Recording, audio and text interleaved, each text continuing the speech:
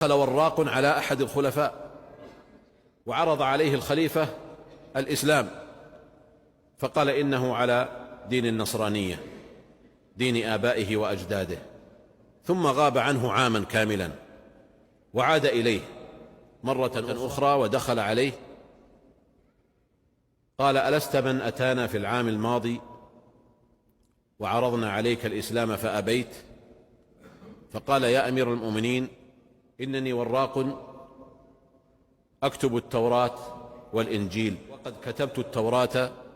فزدت فيها ونقصت وذهبت بها إلى السوق فاشتروها بأغلى الأثمان، ثم كتبت الإنجيل فزدت فيه ونقصت ثم ذهبت به إلى السوق فاشتروه بأغلى الأثمان، ثم كتبت القرآن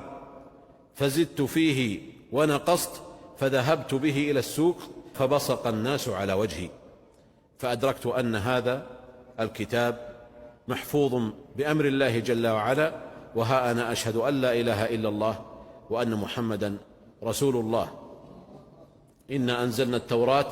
فيها هدى ونور يحكم بها النبيون الذين أسلموا للذين هادوا والربانيون والأحبار بما استحفظوا من كتاب الله. الله أوكل حفظ التوراة والإنجيل إلى الأحبار والرهبان، ولكن القرآن أوكله إلى نفسه: إنا نحن نزلنا الذكر وإنا له لحافظون.